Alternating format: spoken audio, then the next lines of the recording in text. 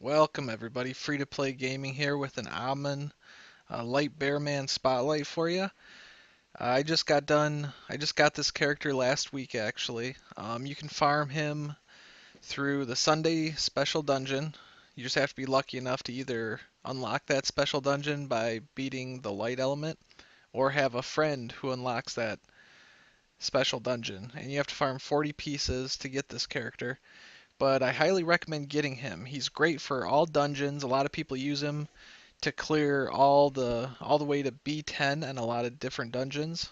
He's also highly recommended for Giant's Keep, so you can get those highly sought after 6-star runes that everybody wants that are going to help your team immensely.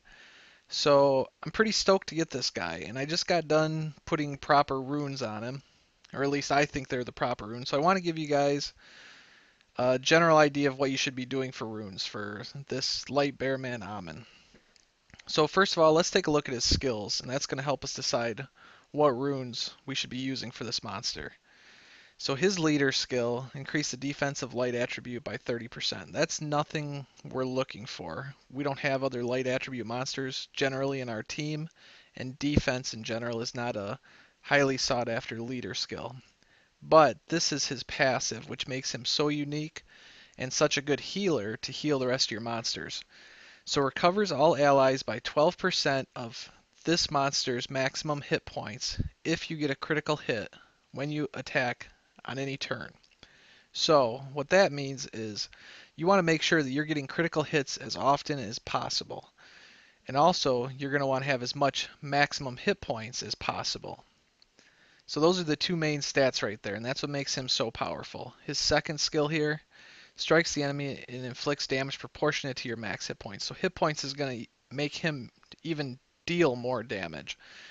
It doesn't matter how much he deals, the healing percent is always going to be 12% of his max hit points. But max hit points is going to increase his attack and the amount of heal he gives to all the rest of the allies. So that's basically it for why he's so useful. He's also got this provoke, which isn't really the reason for using him, but it's a good thing to provoke other enemies too, seeing as how this character is such a heavy tank because he's going to have so many hit points. So let's take a look at the runes. So basically, what's mostly recommended is energy runes and blade runes. People go with blade runes. You'll go with like one set of blade runes or two sets of energy runes because the most important thing is to get the crit rate to 100%. So you can see mine's at 93 right now, and that is going to go up by, so if I do a power up on this rune, it's going to go up by 9%. So that's going to give me 100%. You don't want to go over 100%.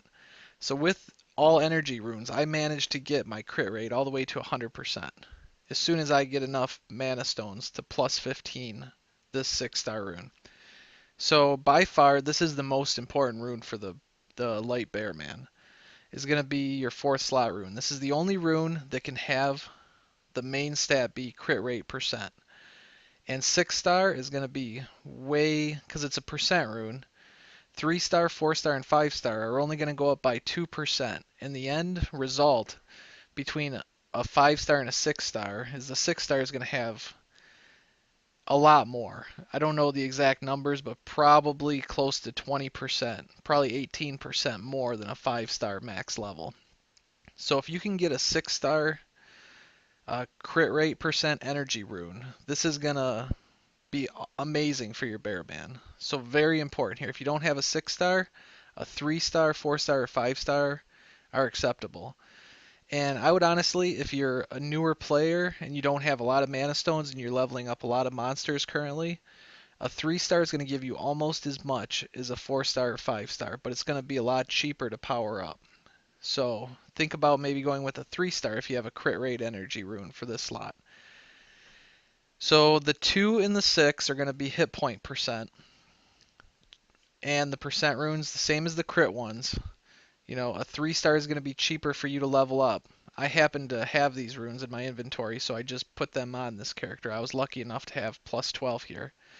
And you're also going to be looking for the substat crit rate if you're going with energy. So it makes sense before you put any runes on this guy is to get yourself a spreadsheet and start adding up the differences between your energy runes and see if you can do a full set of energy runes to get you to that 100% crit. Because if you can, then you're going to save another 15% of your hit points. You're going to get this extra bonus by not using blade runes.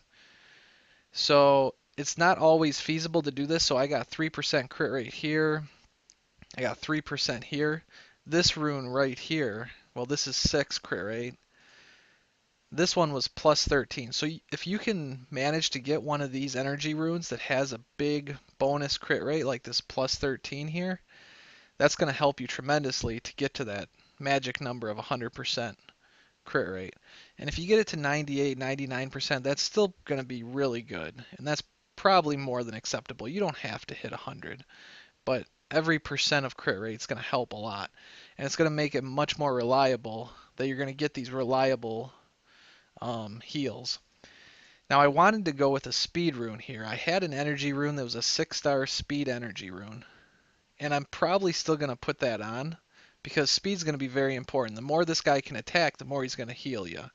So if you can get a 6-star speed rune here, he's going to heal more quickly, more reliably, keep your monsters alive better than this being a hit point percent rune. But hit point percent rune is second choice. So after I plus 15 this, I'm going to be really close to, I'm going to be a little bit over 100% with these runes. So I'm probably going to take this one off because I'm not going to need this crit rate plus 3%. It's going to be more advantageous for me to go with a 6-star speed rune here. But for now, this is what I got put on the monster. So to remove a 4-star, it's only going to cost me 10,000 mana. That's not a big deal. To remove a 6-star, if this was a speed 6-star, it would cost me 50,000 mana. So you have to be a little bit smart with your runes here. So lay them out, go through them, start looking through them. Say, okay, I got this. This is a good crit rate rune. This is, definitely one that I want to use. And then start ordering them in the order you want to start placing them. So this was the first rune I put on because I knew it was a 6-star crit rate. Super important. Put that on. And then I started adding up the other ones from there. And then I got a hold of this one. And I said, well, this is a plus 13. It's going to be defense no matter what for this slot. It's energy. This is a no-brainer. This rune goes on second. So then I had both these, and I only had to make up the difference with the rest of them. This is the way you should be runing all your monsters if you have a collection of runes saved up. So as you play the game and you get some of these runes, and you're looking for 2, 4, and 6 slot runes that have attack percent or hit point percent or accuracy percent or plus speed, the 2, 4, and 6 are your most important runes for these monsters. Just start saving them up. Eventually you're going to get a monster like this where you're going to be very thankful that you have these types of runes. So that's basically it. At 5, he's a level 5 right now. He's a 5-star. He's level 19. He's got a ton of hit points already, and he's already healing my team for a whole lot. When I get him to level 35, he's going to be a pretty darn good monster. And he's going to help my dungeon team tremendously. And hopefully I'll be able to start farming Giant's Keep B10 with him along with some other monsters, which I haven't totally put together that team yet, but I have a lot of options. So I'm definitely going to do some showcase video on that. I'm probably going to take Ahman, Julian. I could really use a Bernard. I just learned the power of him. He's the Wind Griffin. So if you run across Griffins, start saving those for skill ups. That's what I'm going to start doing. I've used so many as fodder material lately, and I wish I wouldn't have, because I didn't realize how powerful a Bernard is. So that's what I'm going to be doing. I'm probably going to I might take my lure for a dungeon battle. Probably Lucian, depending if he can stay alive or not, for Giants B10. I'm hoping he can stay alive and do some real good damage to the boss. Probably Megan. She'll be a good buff monster, and she's going to stay alive better than Shannon, the Wind Pixie. But we'll see what happens in that video. The main purpose of this was to talk about the Ahman. So hopefully I gave you some good tips on runing him properly and give you that little bit of an advantage that we all need as free-to-play players. And even if you're not a free-to-play player, this should help you. So take care, everyone. And I'll see you next time. Don't forget to like, subscribe, and follow my Twitch channel. We're going to be doing a lot of Mystic Scroll summons coming up, and those are super exciting. Uh, Talk to you guys later. Free to Play Gaming signing out.